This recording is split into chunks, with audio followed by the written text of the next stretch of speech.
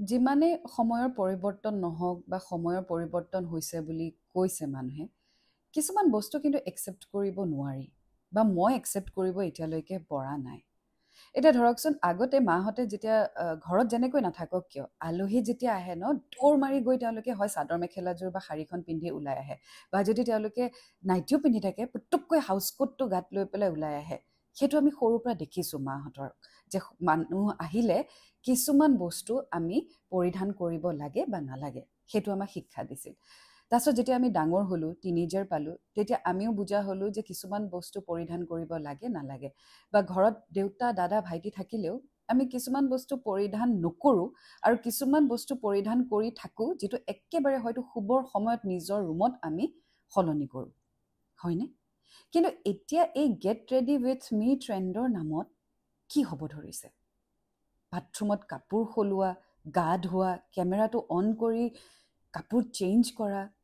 Fashion ইনফ্লুৱেঞ্চাৰৰ কথা মই ক'বলৈ নাযাওঁ, তেওঁলোকে জানে যে লিমিটটো ক'ত, বা তেওঁলোক ফেশ্বন ইনফ্লুৱেঞ্চাৰ হয়, তেওঁলোকে এটা গ্ৰেভিটি ৰাখে।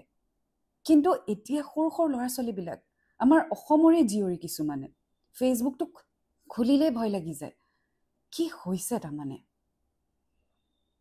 কেমেৰাটো অন কৰি কাপোৰ সলোৱা কথাটো কেনেকৈ ভাবিব পাৰে? মাহঁতে সৰুতে কাপোৰ সলালে নাহিবা নাহিবা কাপোৰ সলাই আছোঁ, সেইটো শিক্ষা দিছিলে। কাৰোবাৰ ঘৰত আমি গ'লে বাথৰুমত সোমালে চাই ফুৰোঁ ক'ৰবাত ফুটা আছে নেকি, ভেণ্টিলেটৰেদি কোনোবাই দেখিব নেকি।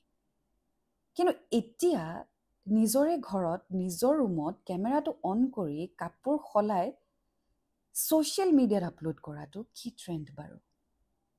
আৰু তাকো এনেকুৱা এটা পৰিৱেশ, যিটো পৰিৱেশত এতিয়া আমি আটাইতকৈ বেছি ডিজিটেল ক্ৰাইম হোৱা দেখিছোঁ। মানুহে এবাৰো ভাবি নাচায়নে? কেনেকুৱা ধৰণৰ এইটো শিক্ষা আমি দি আছোঁ বা পাই আছোঁ?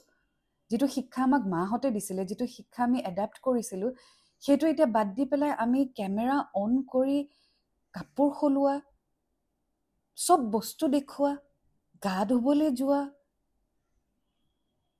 কি হৈছে? মই ভুল নেকি বাৰু?